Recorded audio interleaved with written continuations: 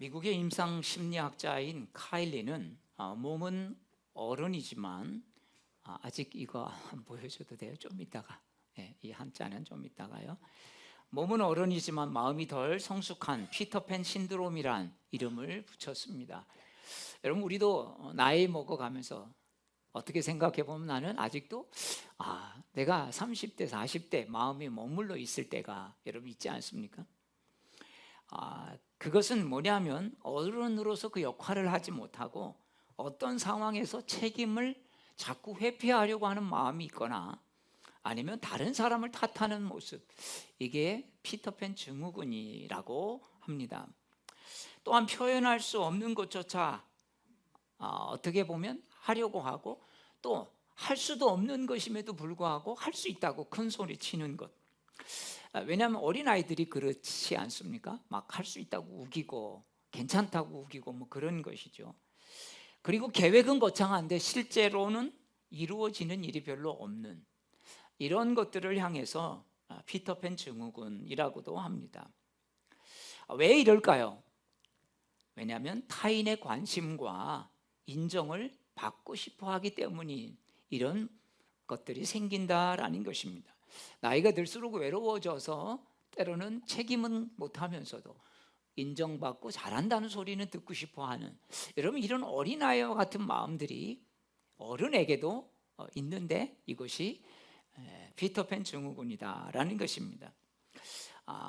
여러분, 우리가 신앙생활하면 처음에는 남을 돌아볼 여유가 없죠. 왜?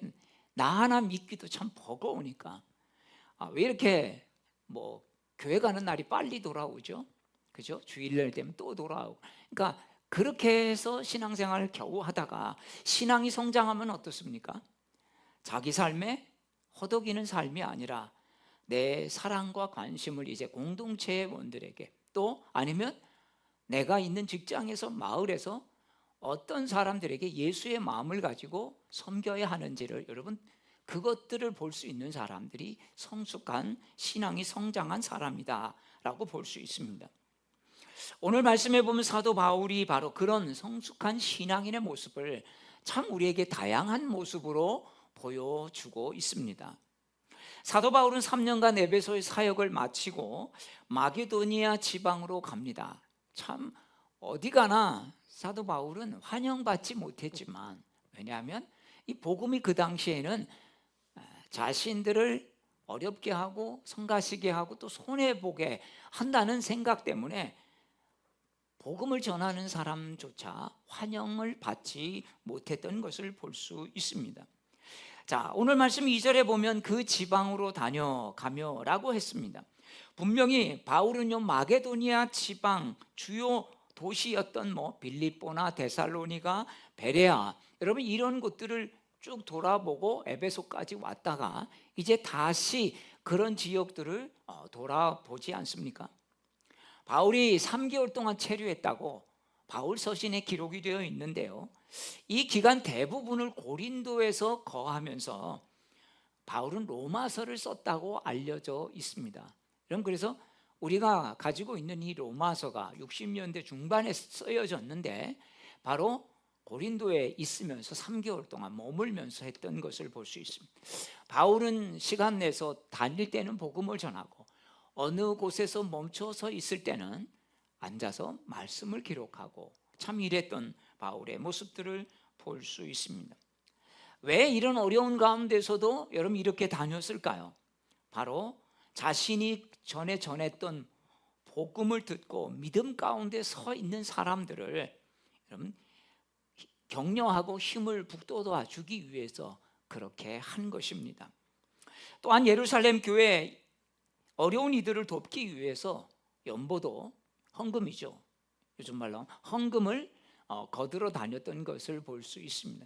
예루살렘 쪽에 흉년이 자꾸 들어서 참 예루살렘 본교회죠, 본교회에 어려운 성도들이 많이 있고 과부들이 있었기 때문에 그 사람들을 돕기 위한 헌금들을 그동안 세워진 교회들에서 받아서 전달하는 역할들을 했던 것을 볼 수 있습니다.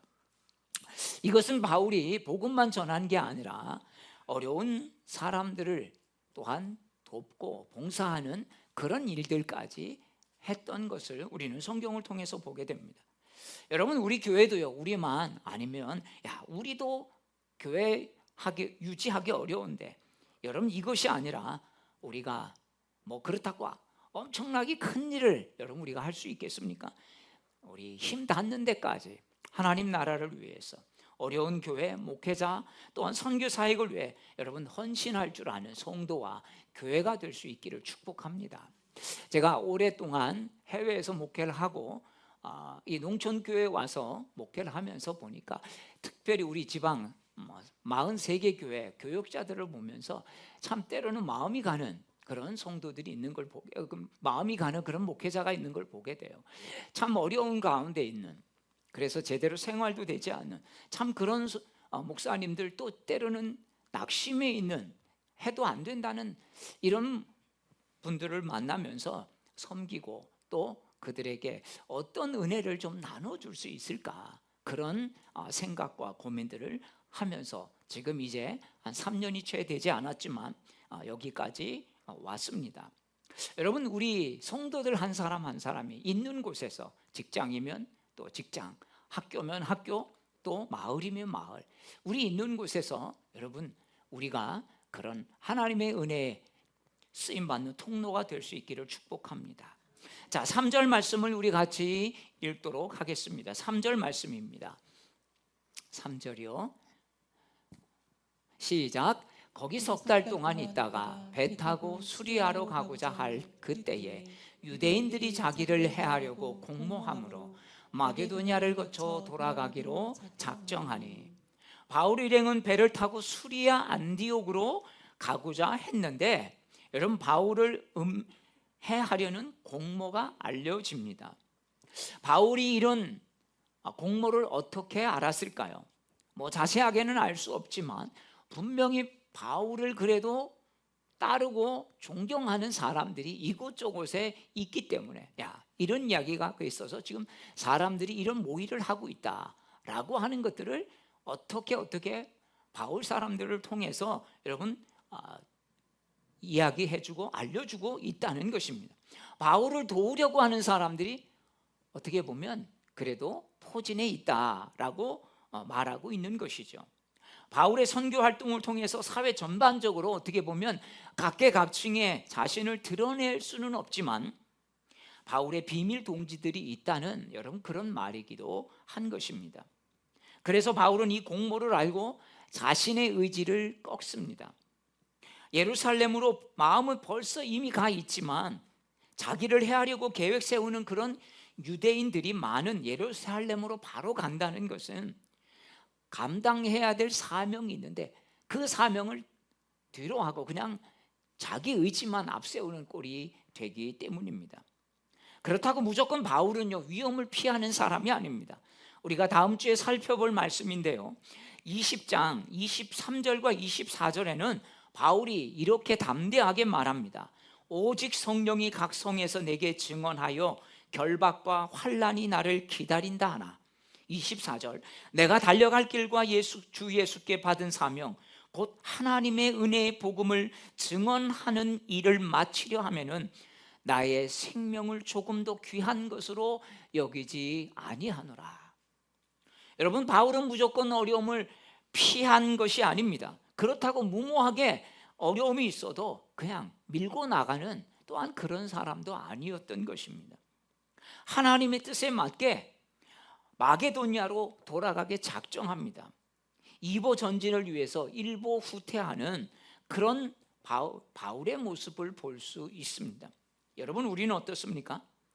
어떨 때는 감당해야 할 것도 두려워서 꾀가 나기도 하지 않습니까? 내 삶의 바쁨과 분주하게 하는 그런 삶의 모습 때문에 진짜 내가 감당해야 할 것도 감당하지 못하는, 나이가 들면 들수록요 어떤 일들이 주어지면 겁이 난다라는 말을 하는 분들을 보았습니다. 이게 진짜 틀린 게 아니구나. 저도 뭔가를 이렇게 막 하려고 하면 때로는 어떤 일이 이제는 겁이 나기, 이걸 어떻게 제대로 할 수 있을까라는 생각이죠. 어떤 것은 내 생각, 내 계획이 너무 강해서 막 서두를 때도 있습니다. 그런데 어떻습니까? 안 되면 안달하고 불평하고 원망이 이만저만이 아니에요. 저도 무척이나 계획적인 사람입니다. 계획한 것이 되지 않으면 참 불편했던 그런 사람이었습니다. 그런데 언젠가 하나님께서 저에게 다루어 주시는 부분들이 있어서 계획한 대로 되지 않아도 마음을 많이 내려놓아 줬던 것들을 보게 됩니다.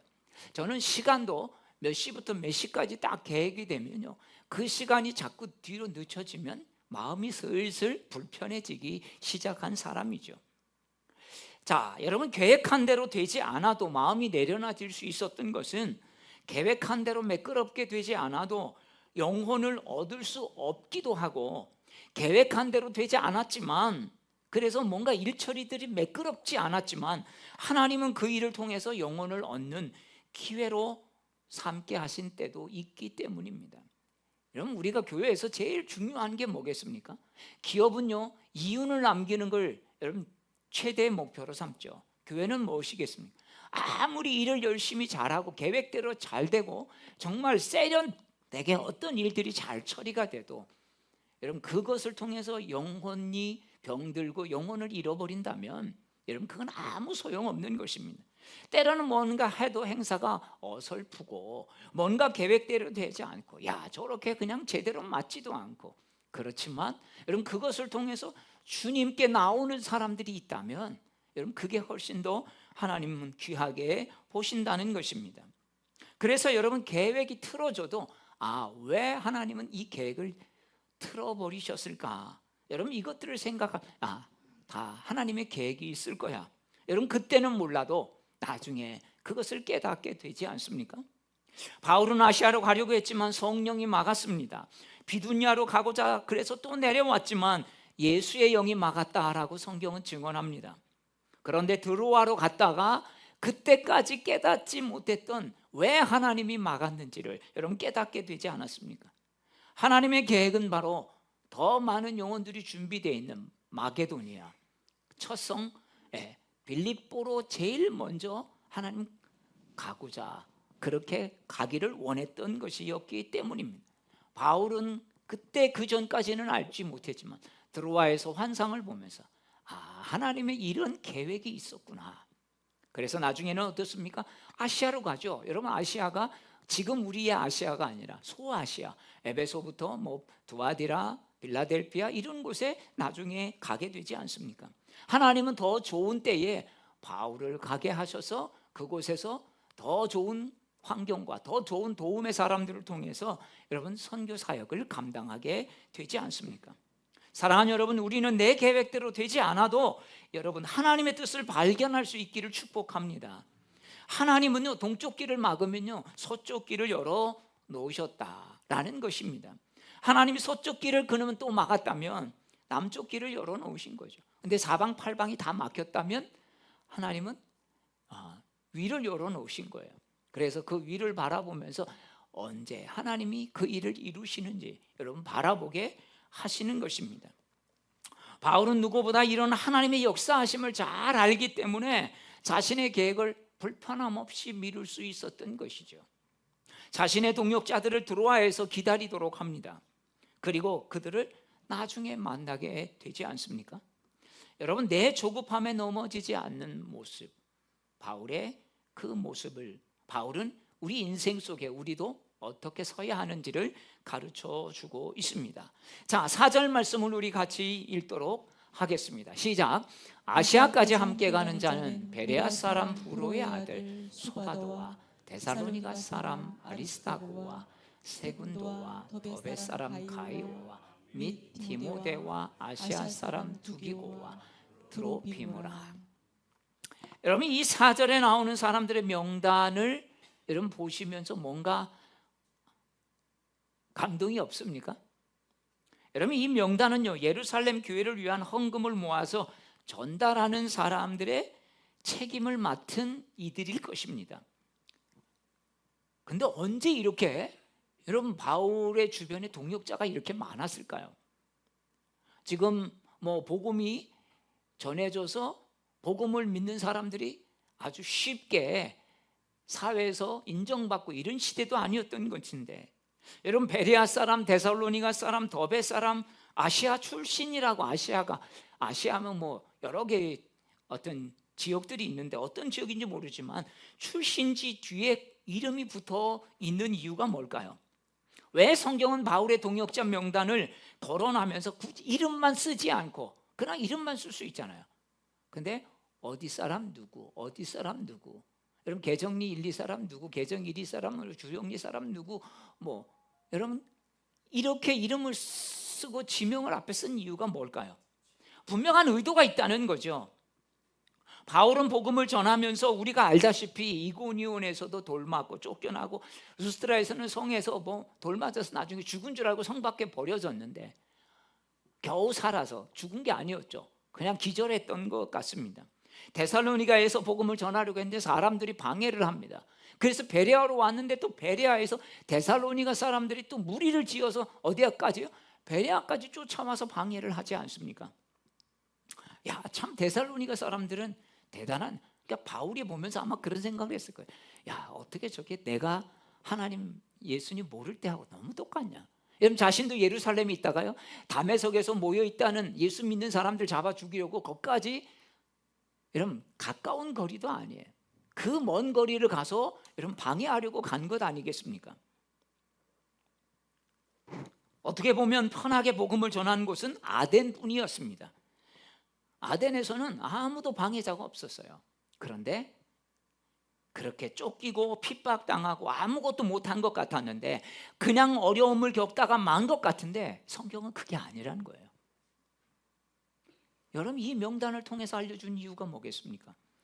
어려움 중에도 복음은 전해졌고 그뿐만 아니라 각 도시에서 이렇게 복음을 듣고 구원을 받고 하나님의 사람들이 나왔다는 얘기입니다. 그 사람들 중에 바울의 동역자들의 이름이 이렇게 거론된 거죠. 여러분 이 사람들 뿐이겠습니까? 데살로니가 교회가 세워지지 않았습니까? 그래서 데살로니가 전서 후서를 사도 바울은 제일 먼저 쓴 편지가 데살로니가 전서예요. 52년경, 뭐 한 50년경으로 아무리 빨라도 제일 먼저 서신을 써서 보낸 곳이 이 데살로니가 교회였다는 겁니다. 어떻게 보면 제일 핍박받은 곳에서 세워진 교회에 대한 바울의 사랑의 표현이 아니겠습니까? 여러분 이런 것들을 보면 어떻습니까? 좀 감동이 되십니까? 여러분 생각해 보세요. 진짜 가서 뭘 복음을 전했는데 안 된 것 같은데 나중에 보니까 거기에 열매가 있었던 거죠. 여러분 혹시 이런 경우 내가 심지도 않았는데 어떻게 보면 밭에, 근데 거기 보니까 막 열매들이 있어요. 여러분 그 열매가만 해도 기쁜데 내가 제대로 심은 것 같지 않았는데 하나님은 그런 핍박과 방해와 어려움 속에서도 이런 많은 동역자들을 하나님 주셨다니요. 얼마나 감격스럽겠습니까? 뭘 제대로 하기 전에 쫓기고 도망치고 제대로 한 것 없는 같았는데 아니었다는 것입니다. 그런 환경 가운데서도 믿음이 전해졌고 그 안에서 하나님은 그런 믿음의 사람들이 자라도록 하나님께서 하셨다는 것이 아니겠습니까? 바울은 이런 믿음의 경험이 갈라디아서 6장 9절에서 이런 고백을 하게 합니다. 우리가 선을 행하되 낙심하지 말지니 포기하지 아니하면 때가 이름에 거두리라. 아멘.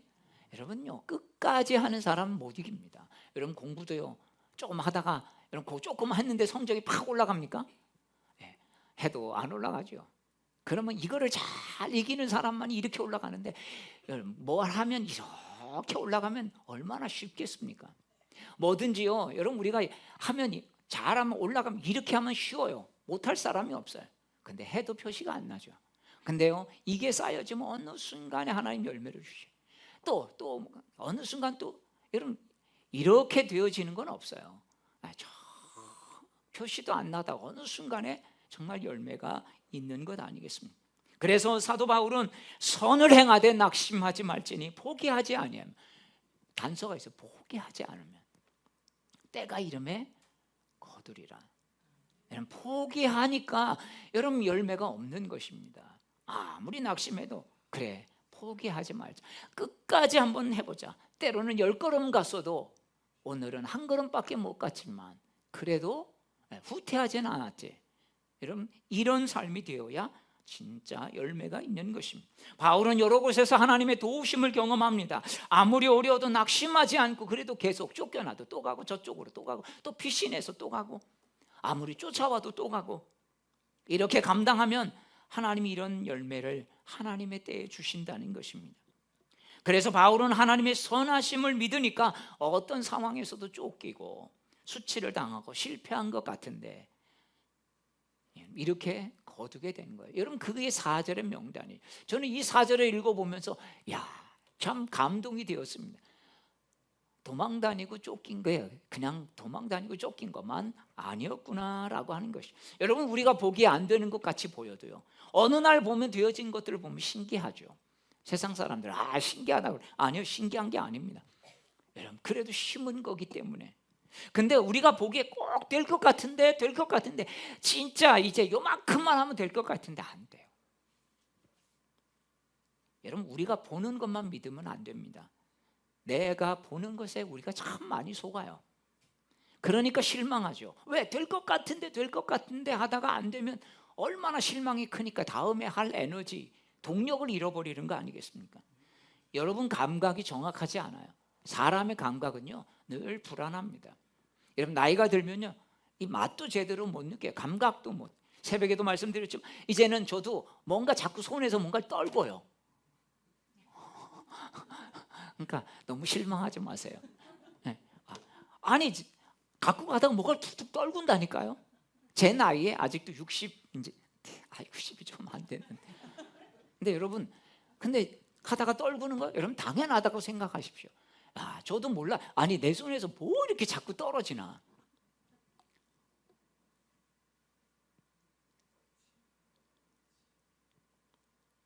그럼 내 감각, 내가 보는 거, 내 느낌을 믿으면 우리는 내 느낌에 정말 많이 속습니다. 그러니까 속는다는 걸 몰라요. 그러니까 더 힘든 것이죠. 여러분, 하나님의 일은요 자꾸 말씀을 붙잡고 봐야지 그거를 견딜 수 있습니다. 끝까지 갈 수 있습니다. 내 느낌, 내 경험으로 보면 우리는 낙심하기 딱 좋고요, 낙심하면 다시 그거를 감당하기 어려워지는 거예요. 하고 싶지 않은 거죠. 왜? 해도 소용없으니까.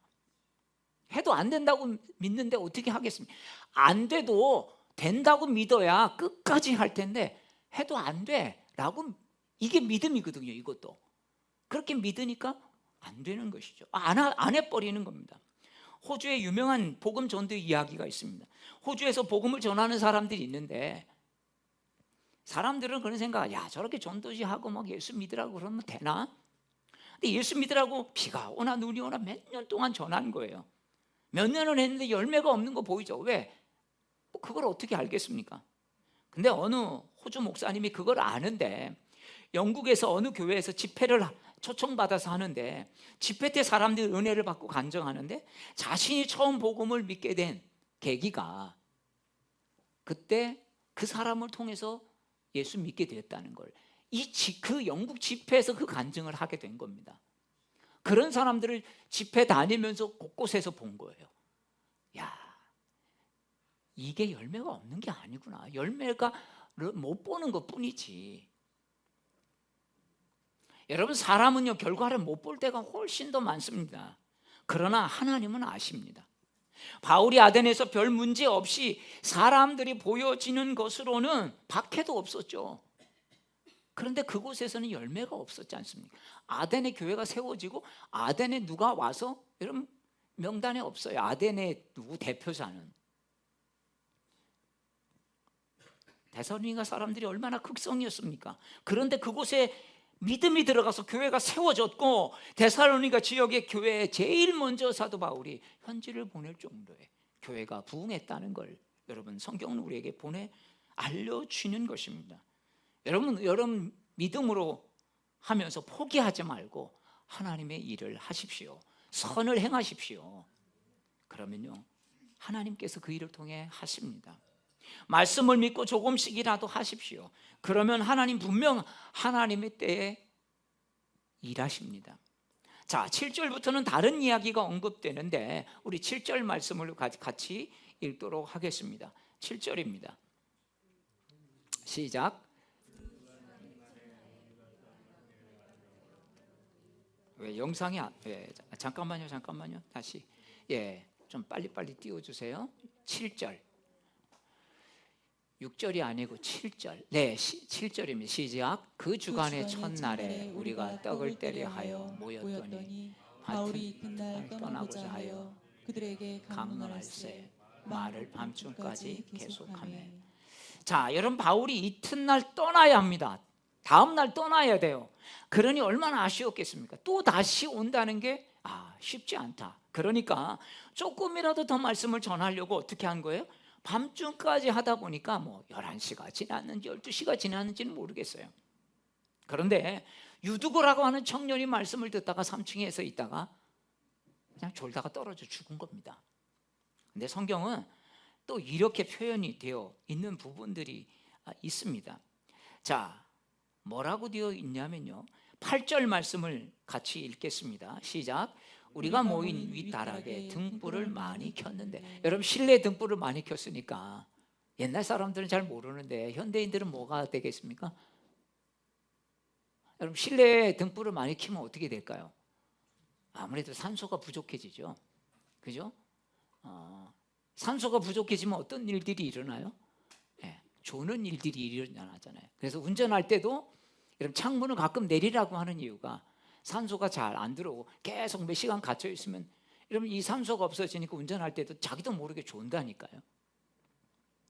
자, 등불을 많이 켜니까 산소가 부족해져서 아마 졸았던 모양입니다.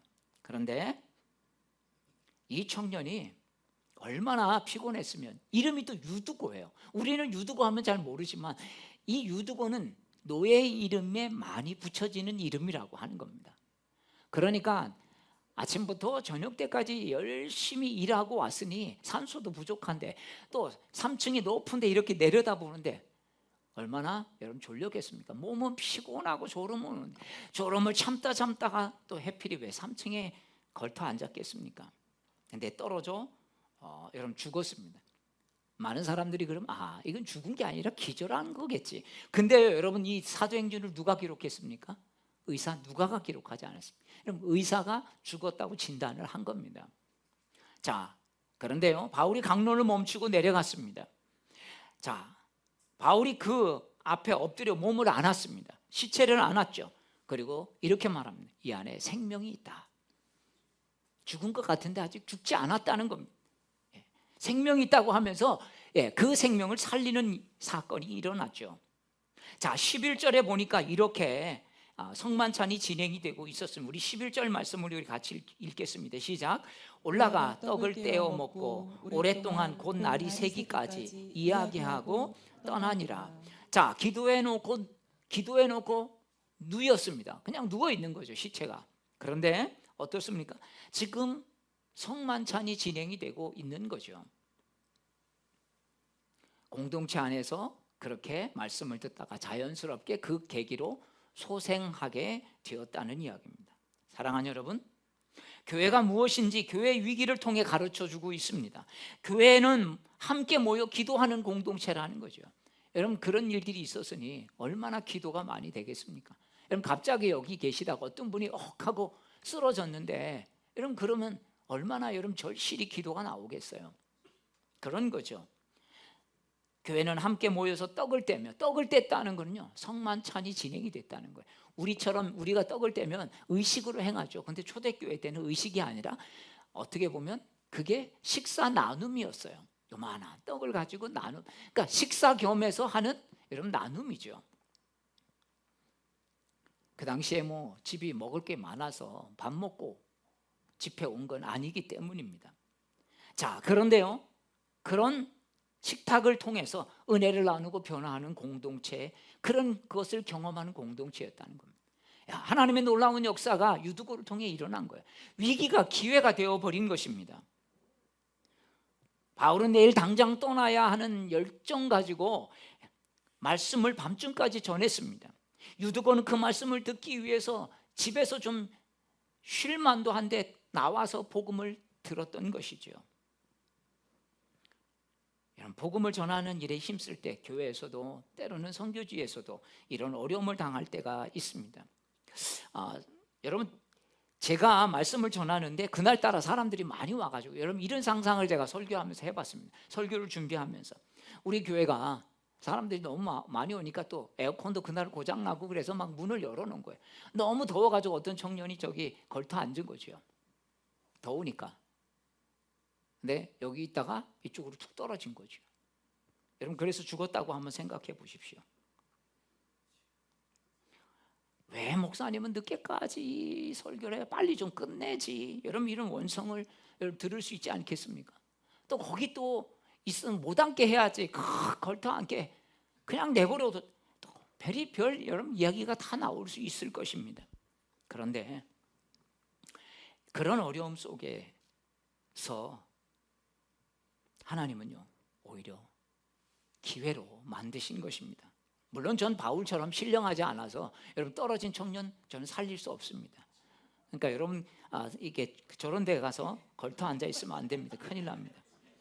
여러분, 교회에서 무슨 일이 생기면요, 시험에 드는 경우가 있습니다.